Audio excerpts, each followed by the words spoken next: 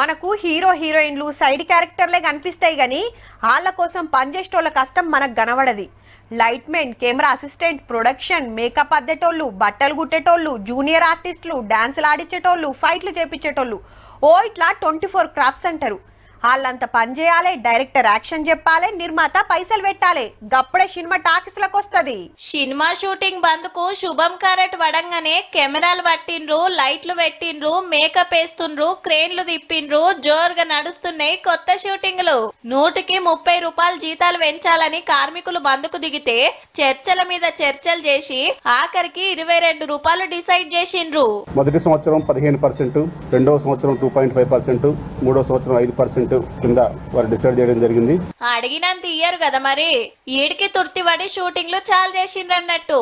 12 గంటలు పనిచేయాలని ప్రొడ్యూసర్లు కండిషన్ పెడితే దానికి సరే అన్నారు. పెద్ద సినిమాలకు ఆయతారం పనిచేస్తే రోజున్నర లెక్క కూలీ కట్టిస్తారట. 18 రోజులు బంద్ అంటే మామూలు ముచ్చటేం కాదుల్లా. మీటింగుల మీద మీటింగులు, పెద్ద హీరోలను కలుసుడు, లేబర్ కమిషన్ ఆఫీస్ కు పోవుడు, నడుమిట్లా సినిమా మంత్రులను కలుసుడు. మీరు అట్లా అంటే మీరు ఇట్లా అని ఎన్నో అనుకున్నారు. ఆఖరికి ముచ్చట ముఖ్యమంత్రి సార్ కాడికి పోతే ఏదో దెంపేయాలని గట్టిగా చెప్పే వరకు గిట్ల శుభం కరెక్ట్ పడ్డదన్నట్టు. ఇండియన్ ఫిలిమ్స్ అన్ని ఇక్కడ షూటింగ్ జరిగేలాగా హైదరాబాద్ ని ఫిలిం హబ్ లాగా తయారు చేయాలి.